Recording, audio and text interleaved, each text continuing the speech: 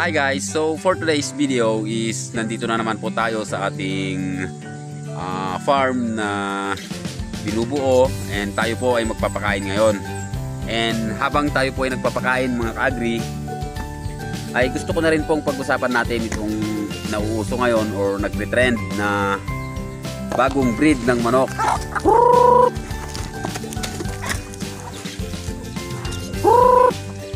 So ayun nga mga ka-agri, no, bali may nagtre-trend na naman or nauusong lahi po ng manok ngayon, at yun nga po ay yung Sunpin Native Chicken. So sa pagkakalam ko mga ka-agri, sa may part ng Visayas or Mindanao, dyan po marami.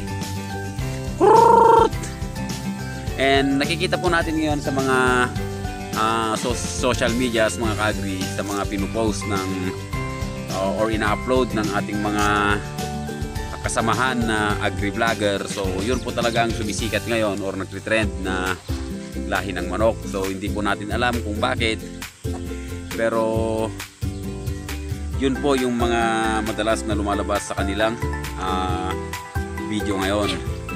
So sa atin mga ka-agri is hindi po tayo siguro makikipagsabayan sa pagbili ng ganung lahi ng manok.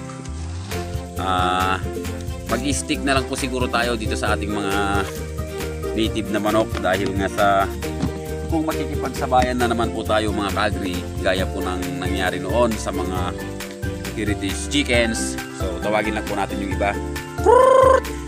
So tawagin ko lang po yung iba mga ka-agri. So ayan, nasa taas po yung ating mga Muscovy ducks, and yung ibang Muscovy ducks natin is wala, pinakawalan ko na kasi yung malalaki mga ka-agri. Nandyan po sila sa bandang itaas. So ayun nga mga ka-agri, no, gaya po ng nangyari nga noon sa mga heritage chickens. So sobrang sumikat po talaga yung heritage chickens po na yon. So bali ang nangyari po sa sobrang sikat nga po ng heritage chicken noon ay napakarami po ng bumili, napakarami po ang naghanap. And kahit tayo po ay bumili noon ng mga ganong lahi, so ang ginawa natin mga ka-agri ay nag-produce tayo ng sarili nating mga sisiw and binenta po natin. So wala na pong problema sa heritage chicken noon mga ka-agri, dahil nga sa talagang napakalakas ng demand or napakaraming naghahanap ng heritage chicken noon.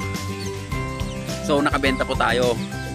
Kaya lang sa katagalan mga ka-agri, dahil nga sa dami ng bumibili, so nag-produce tayo ng nag-produce, and yung ibang breeders din, so na sobrahan po ng supply mga ka-agri, and hanggang pakunti na po yung naging demand. And dumating nga yung time mga ka-agri na yung binentahan natin dati ay nag-aalok na rin po sa atin na bibili sa kanila. So ganun po yung naging problema mga ka-agri.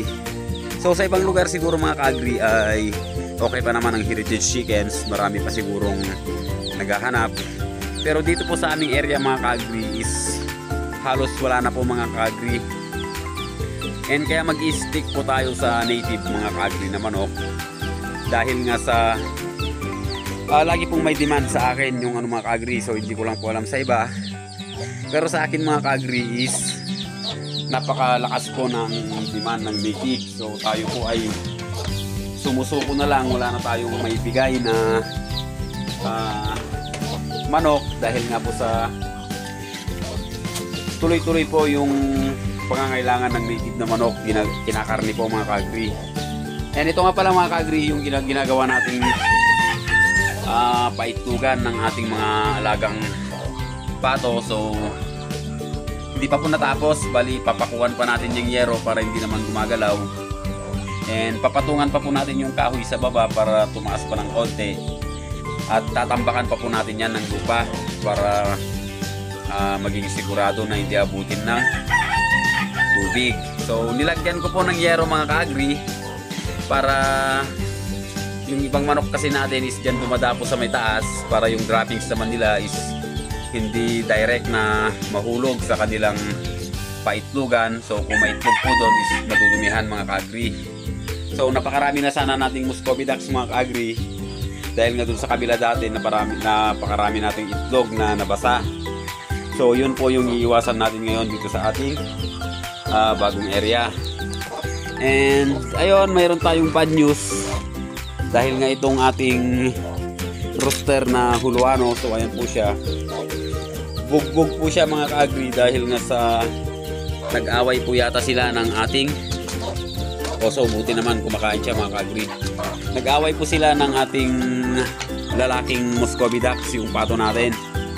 So matagal kasing nakulong yung ating Muscovy ducks dito. Siyempre bagong labas lang, bagong laya, so matapang. Ang nangyari dito mga ka-agri, wala pong sugat yung kanyang pagmumuka, pero dun sa katawan niya, so ayun, hindi kasi masyadong makita.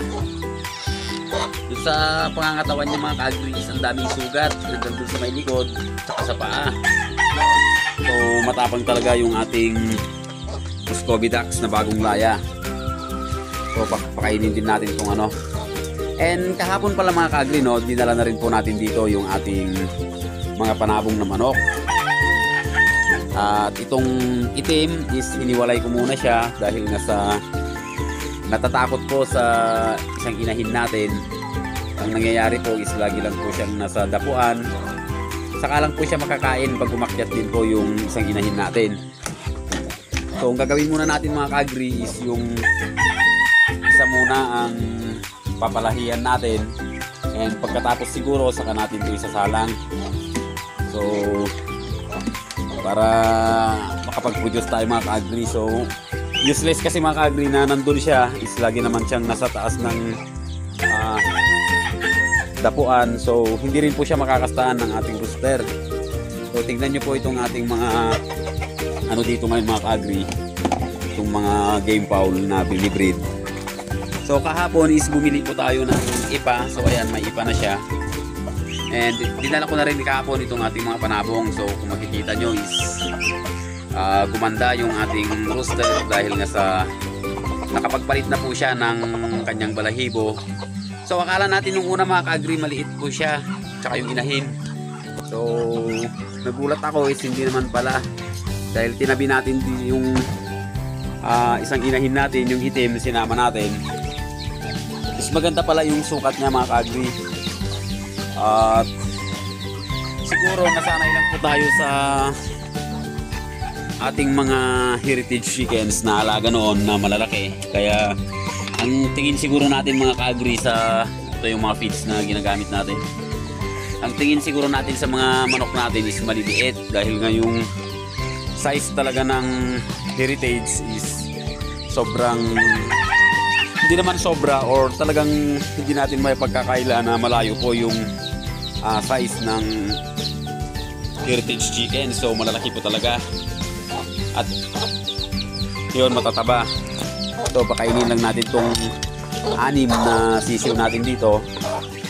Pinakawalan ko na pala mga ka-agri, no, yung ibang sisiw natin dahil nga sa mahina sila. So sila po yung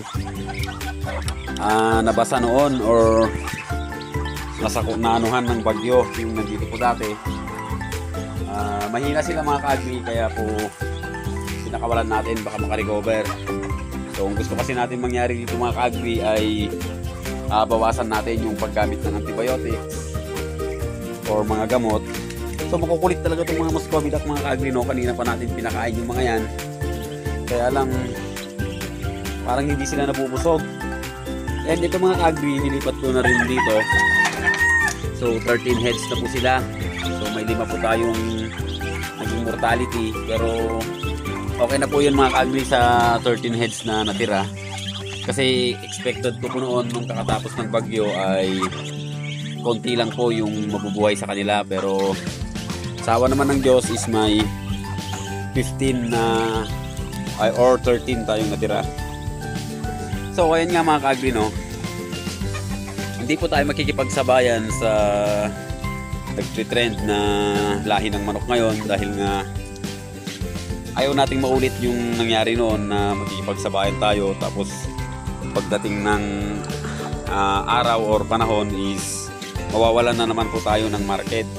So ang gagawin natin ngayon is tutustusan natin yung natin, yung kakulangan sa ating native na manok, or kung maaari is sobrahan natin yung demand para naman hindi tayo nauubusan mga ka-agri.